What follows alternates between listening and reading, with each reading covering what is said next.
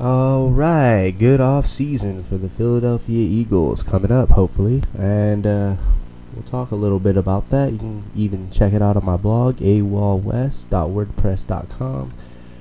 And kind of went over the Philadelphia Eagles Week 17 and off-season preview. We all know the Dream Team had skyrocket expectations, and deservedly so. Coming off another NFC East championship, they made the playoffs, and they signed a bunch of free agents, a bunch of big name guys. And if you're an Eagles fan like I am, you know that they usually don't spend their cap space, and they usually have a lot of it.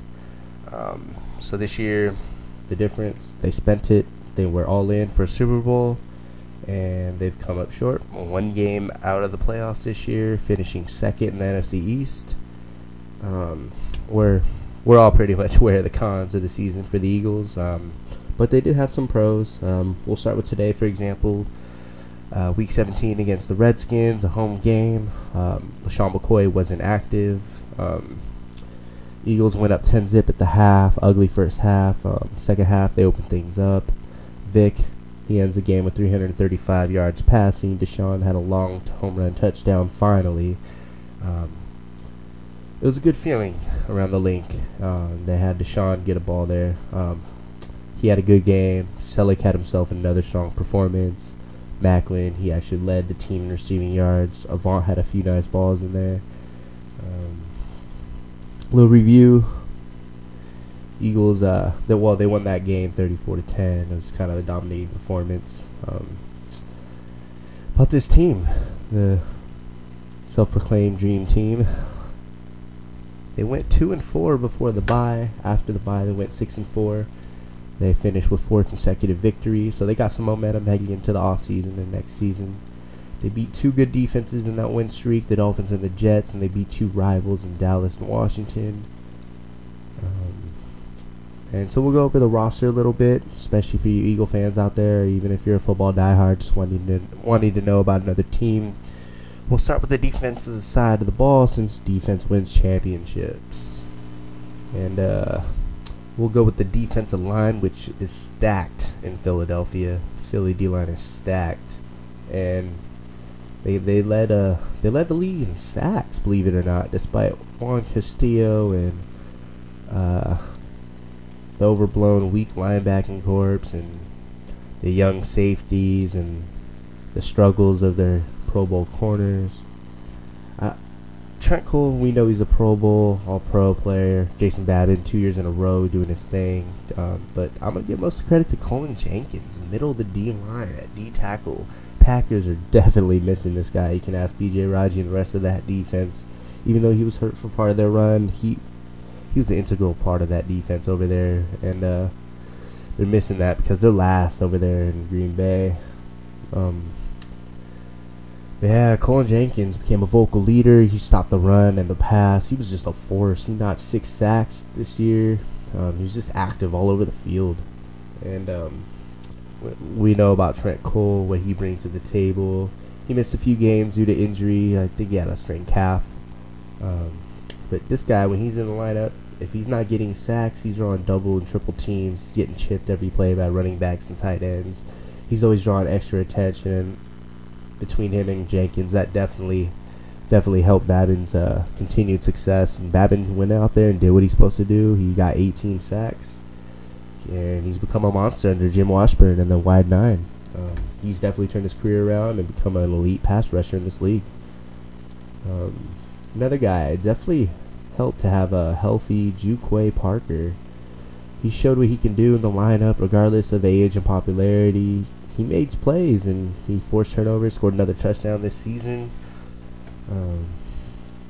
Yeah, he's a free agent, so we'll see if he comes back. But when he's healthy and he's in the lineup, he's a solid player. Another guy that I personally was disappointed that the Eagles cut initially after the preseason was Derek Landry. This guy comes in because of injuries. They sign him. He comes in the lineup, inserted plays, and he got playing time, and he made plays in the running game, tackles for a loss. He got a couple sacks at the end of the season. This guy's just a monster. I definitely see him in the rotation next year, even with Antonio Dixon, who was lost for the season, comes back. Cedric Thornton, another D tackle that was coming in. He got a few snaps at the final game or two, and we'll see if he can crack the lineup, the rotation. I don't think so, but he's another name that kind of surprised some people. Speaking of surprise, we got former CFL star Philip Hunt and I guess journeyman Daryl Tapp. But you know what? These are two guys I really like. Tapp got 2.5 sacks, a limited playing time. This guy applies constant pressure. He's always rushing the quarterback. And Philip Hunt, he got in on a couple sacks. He didn't get much playing time either, but I like his game. I like this defensive line the Eagles have formed. Not to mention their starting D tackle next to Jenkins, Mike Patterson. This guy is a solid, above average D tackle. He does everything about the same. He doesn't really stand out, but he fills the gaps, and he plays his role. He fits well in this rotation. Trevor Laws, he kind of is another free agent. He kind of revived his career with the same team. He was drafted by the Eagles out of Notre Dame. But you know, we'll see. I don't see them bringing him back. He's just a rotation guy at this point. Victor Abir-Miri, never healthy, didn't even play well, went on the field, very talented specimen, physical specimen. But these two guys probably will not return to the roster. And Brandon Graham, second-year player, injury problems. When he's in, he looks pretty decent. I think he's with the team next year. I don't see them letting go of a first-round pick coming into his third season. If this season doesn't work out, I see them moving on and parting ways. But I think he'll get a crack at this rotation, and if he's healthy, I think he'll produce and succeed. On to the linebacker position, obviously the weakest link of this whole roster. They have a veteran, Nakeem Jordan. He actually was a starter in the past, spot started this year because of injuries, and he came in for Moises Foku, who's a decent run stuffer, but that's about it. I mean, they just don't have the talent at this position, and they're actually made. This defense is made to play with the lead, to get sacks, to force interceptions, and they have speed all over the linebacker position. That they do have. They don't have is just all-around good linebackers. Keem Jordan, he's a veteran. He's just kind of there. They got Jamar Chaney, who is actually their best linebacker. He's definitely a better middle linebacker than weak side. He's originally a strong side linebacker. Don't even know why they even tried to put him at weak side, but he performed pretty well in the middle. And someone who didn't initially, who came in and kind of, you know, he improved. He comes in the last half of the season, especially the last three games. Actually, in that winning streak, 4 games, he's reading screens, he's getting to the ball, he's sideline to sideline with that speed, much like Jamar Chaney. And Brian Roll is another guy that's like that. He came in to start at the weak side linebacker, and I think he's going to keep that job next year. I think Brian Roll is going to start at weak side with Jamar Chaney at the strong side, and I think they get a new middle linebacker. They need a guy like a Pat Willis, Brian Urlacher style. They don't just grow on trees, but there's a draft, and they got to start focusing on that, and I think they will. We have Brian Roll, he's speed guy. Keenan Clayton, he played hybrid. He's more of a linebacker safety combination player. He's not really one or the other. So he played some hybrid in that defense. Fast player. Made a few plays out there. No one really stood out at this position. And it's definitely something they will and should focus on in the offseason.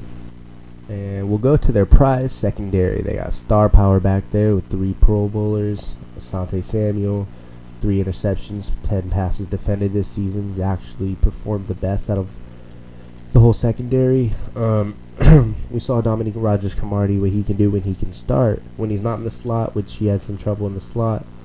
He played very well for Asante Samuel when he was MIA due to injury. He got a couple deflections, and he can run stride for stride, and he made some nice tackles. Despite saying Arizona was saying he wasn't really making tackles, he allowed the most broken tackles in football out of all corners last year, and I actually thought he did well in that category and statistic. And then you had Nnamdi Asomugha, the prize free agent acquisition. Tough year adjusting, played on a different side, he had to play some zone. I saw him in the slot. I think he played in the big games, played well. Not so much in the mediocre games. When he had to guard one-on-one, cover Des Bryant, even Witten at times, Hakeem Nicks, he shut these guys down. But this unit is very strong and helped the defensive line lead the league in sacks. Although they were good, it helps to have a strong back end. And they have a slot, one of the better slot corners in the league. Inside, Jose Hansen, and he performed well when inserted into the lineup. He's much better in a nickel role than a dime, so it'll be interesting to see if they keep Asante Samuel.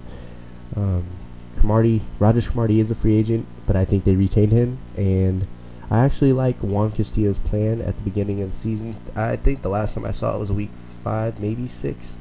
He had Rogers Cromartie and Asomugha manning on the outside with Asante Samuel at free safety. They just didn't have the linebackers they needed to actually make it work because of the wide 9. You need strong linebackers with the wide 9, and you can get away with putting a ball hawk like Samuel.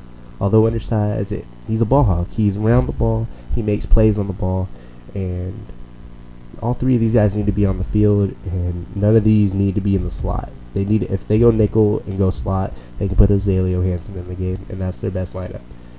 With that said, I like Nate Allen when he's healthy. He's a very good player. Kurt Coleman, he's a good player as well. I like his future. I like their safety tandem. They have Jaquan Jarrett, a rookie. I think he can come in and be a very good, solid player at the very least. And I think they have a good situation there. I don't think that's something they're going to focus on in the offseason. And another safety who kind of gets a snap here or there, mostly special teams. He's one of the better special teams guys in the whole league. Colt Anderson, he went down to injury, a nasty leg injury. But, they say guys work their way up from special teams, and he could be like Quentin Michael working his way up. We'll have to see there, but he's definitely a strength in our special teams play.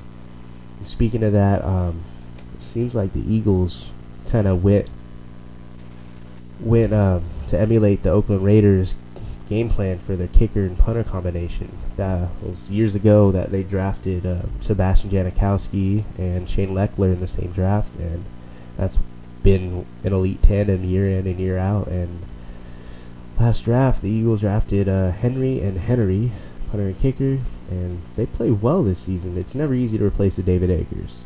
By the way, with that said, David Akers kicked the record amount of field goals in one season for the 49ers, but if you know the situation, he didn't want to return to Philadelphia. As for the new kicker, Henry, he did a good job this year. He went 24 of 27. And Henry, the punter, he punted for a 42.4 average along with 60 yards. He had 18 punts inside the 20 and 6 punts inside the 10.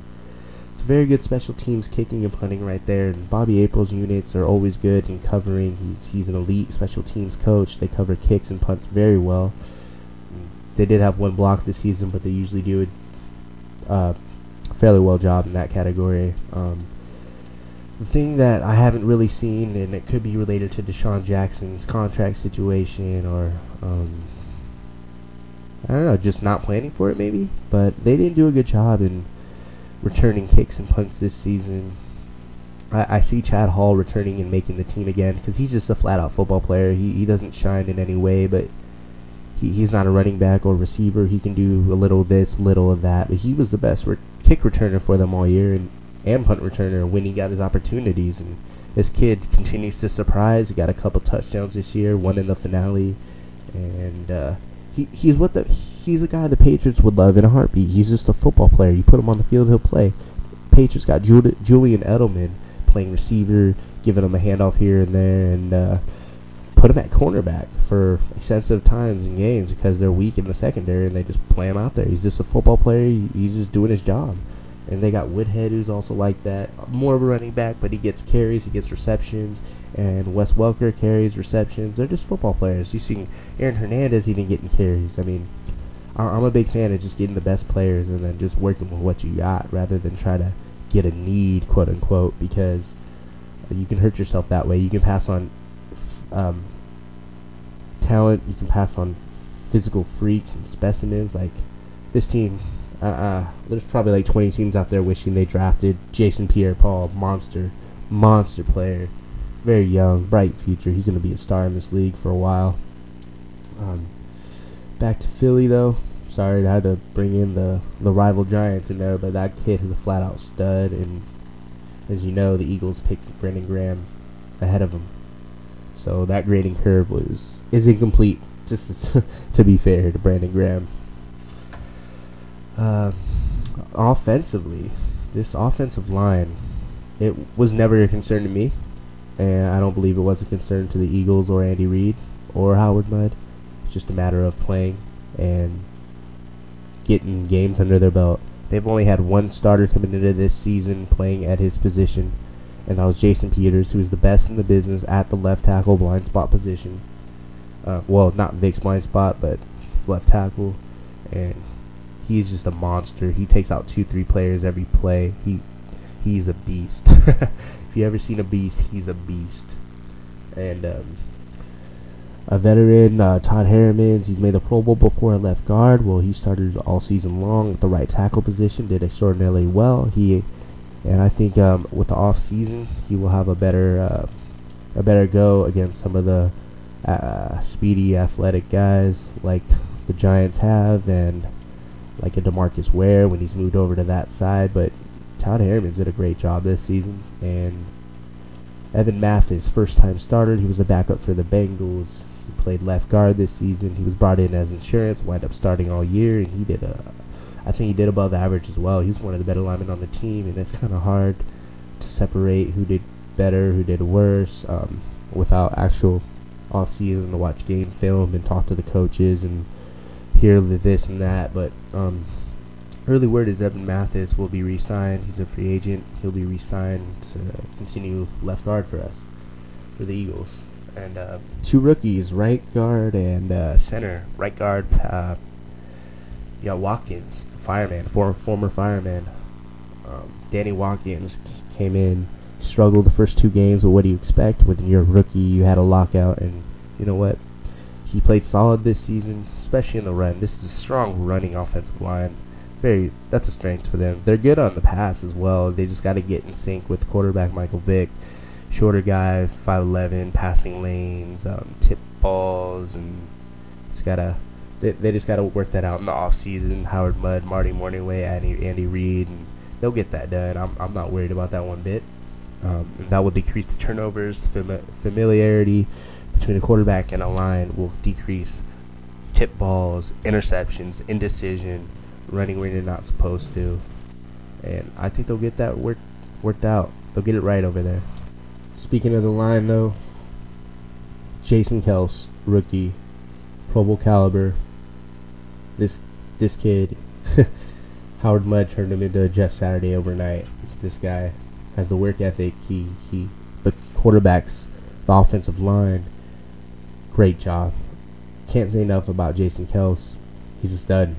And it's great. It's great that Philly hit on a later round, mid-round draft pick. And look forward to seeing this offensive line for years to come. They're young, they're athletic, they're strong, they're elite. This is an elite offensive line Michael Vick has, and LaShawn McCoy. LaShawn McCoy, 20 touchdowns this season, second in all of the NFL behind Maurice Jones-Drew in rushing yards, first in touchdowns with 20. And he actually led the NFC in yardage, despite missing the Week 17 finale against the Washington Redskins. Dion Lewis. Well, actually, before we get to Dion, Shady McCoy. This guy is right now. I love Brian Westbrook. Probably a top 3 Eagle of all time for me. Shady McCoy is going to be better than Brian Westbrook, and it's only a matter of seasons played. He's just got to play more. Pro Bowl starter, for good reason. He can catch, he can block. He's still getting better. Give this guy an off season, man. You think he has Barry Sanders moves now? I'm let's just say I'm looking forward to the next season for the Eagles because they're going to be explosive on offense. They had a down offensive year. They had a lot of new stuff, and despite their defense, I mean, they had a lead every game in the fourth quarter. Basically, they just had 5 blown leads.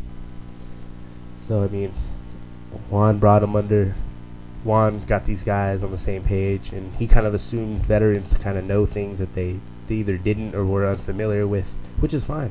It's a matter of communication, matter of time, matter of gelling together, and that they did in the final month of the season. But back to Dion Lewis, in my eyes, he's supplanted Ronnie Brown as the team's second best back, and Ronnie Brown being a free agent will probably not return. Dion Lewis, I'm very comfortable with him being the second back, possibly a third down back. I don't like him returning kickoffs, though. I would like that to be Chad Hall or some other pickup, whether via draft or another pickup through free agency or trade or something. But I like Dion Lewis to be the second back. And we know Michael Vick. The Michael Vick story, I'll tell you, he did have a lot of turnovers. Phillip Rivers also another guy in that boat. But you know what? To Michael Vick's backup right here, he has never had an off season as the starting quarterback of the Philadelphia Eagles. And do you know how crucial and cerebral that is, and that will be to the rest of the division, let alone the league? This guy, with an off season, watching film, getting reps with Andy Reid and Marty Morningweg and Doug Peterson, former quarterback for the Packers and the Eagles. He's going to be a flat-out monster next year, and I expect excellent play at the very least from Michael Vick. Vince Young, I would like to have him on the team at a cheap cost. I don't see many suitors out there for him as a starting quarterback. Definitely backup. Might not return because I think the Eagles trust Mike Kafka more, or at least enough. And he is their project. This was his second season, be entering his third season. He played pretty well when he got his opportunities. He actually almost led a comeback victory against the Falcons. When Vic got hurt and Young was inactive due to a hamstring injury, there's a 4th and 4 play that ended the game because he threw the ball on a slant to Macklin, who he just simply dropped it. He didn't have the best year either, although his stats would show otherwise. Tight ends, Brent Selleck, he revitalized the second half of the season. I'm glad the Eagles finally noticed that tight end is the quarterback's best friend.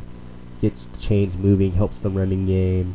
He's kind of a tough guy to guard. He can block, catch, break tackles. He moves the chain, whether it's you're passing down the field to the middle or on a screen. This guy just gets it done. He's like a Jason Witten Jr. He's a beast. Clay Harbor, serviceable backup, young guy. This was his second year. He has good hands, good speed. I'd like to see more of him. I like the 2 tight end sets the Eagles have been implementing over time. And at wide receiver, Deshaun Jackson, free agent. We'll see how that happens. The situation plays out, but dynamite receiver, explosive, one of the best playmakers in the game. If they do retain him, I don't want to see him returning punts. Only, important situations, end of the game, or like a crucial moment. Kind of play it situational with him. I'd love him back on the staff.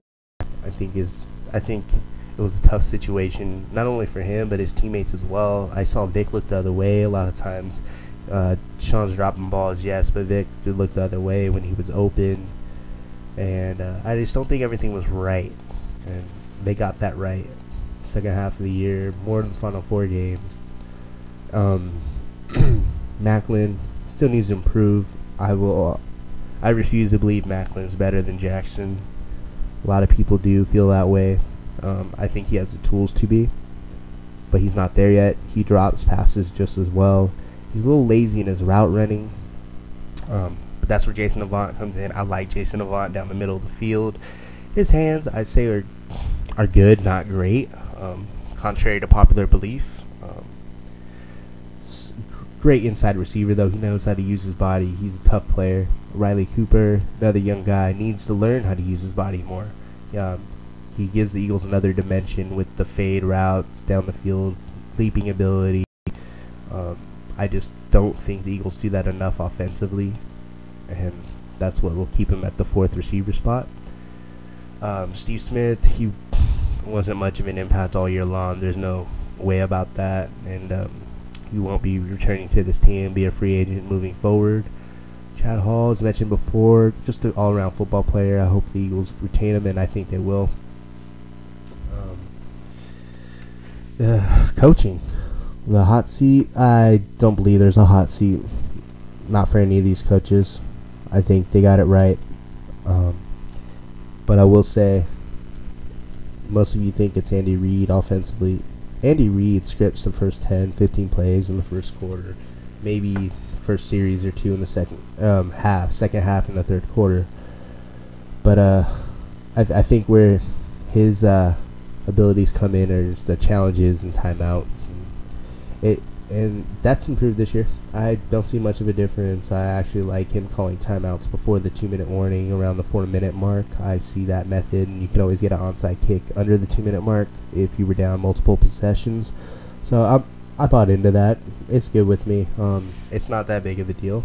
It's the only annoying thing, and I think every team goes through this, is when quarterbacks have to use timeouts. As far as play calling goes, it's Marty Morningway, and that's the only coach I want to be on the hot seat. I don't believe he will be, but I think he holds his team back. He is stubborn to run.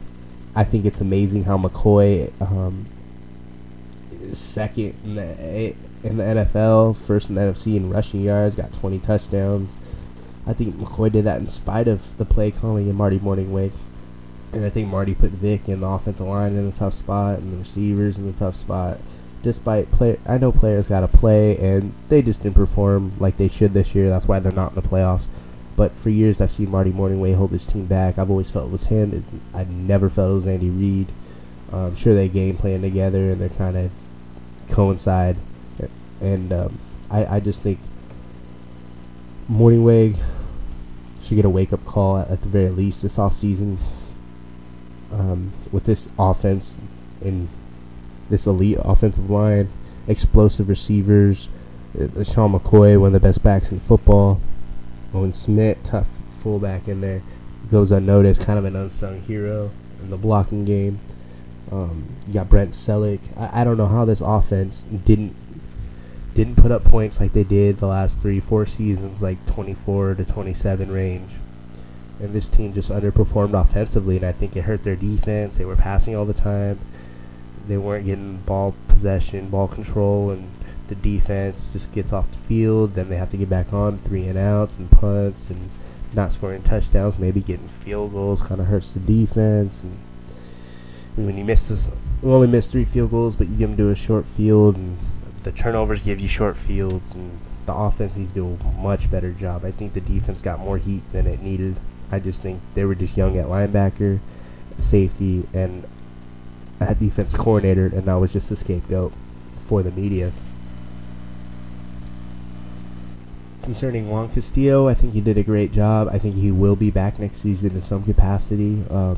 But with Steve Spagnuolo getting fired by the Rams or let go, mutual, whatever you want to call it, he's available.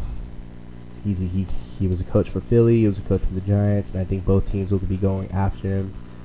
You gotta at least give him a call. You gotta listen to what he says.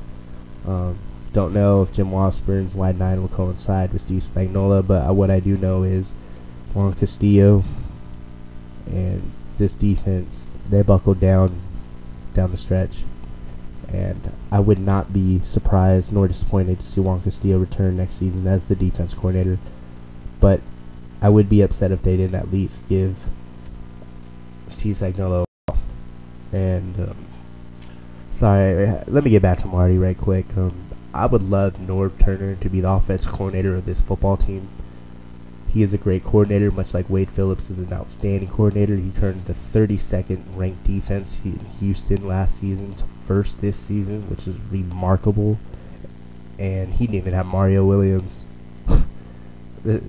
Wade Phillips is just, he knows how to coordinate defense, and that's how Norv Turner is offensively.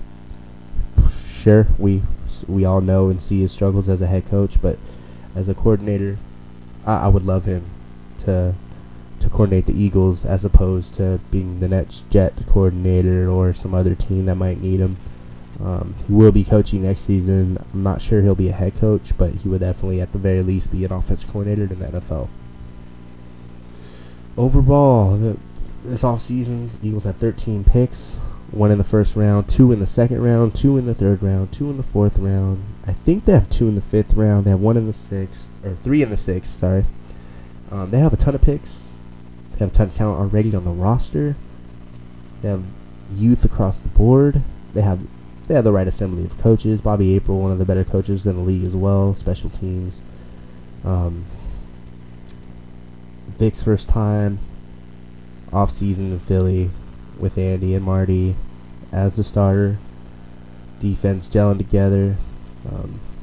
I just think they need a linebacker. They get a linebacker and another big receiver. This team's in the playoffs, making a deep run, and sure, you still got to play the game. This year they didn't get it done, but it's remarkable to think, oh, they won 4 in a row to end the year. Everyone counted them out. They finished second place in the NFC East, 1 game out. They finished ahead of the Dallas Cowboys, so they'll be getting the 15th pick of the draft. And I would like to see them pick a linebacker in the first round. Finally, I think they need it, and if they don't, they better get one in the second round, and they better draft multiple linebackers. Thanks for listening, guys. Again, my blog, awalwest.wordpress.com. You can follow me at Twitter at awal_west as well. And I will talk to you guys next week. Happy New Year.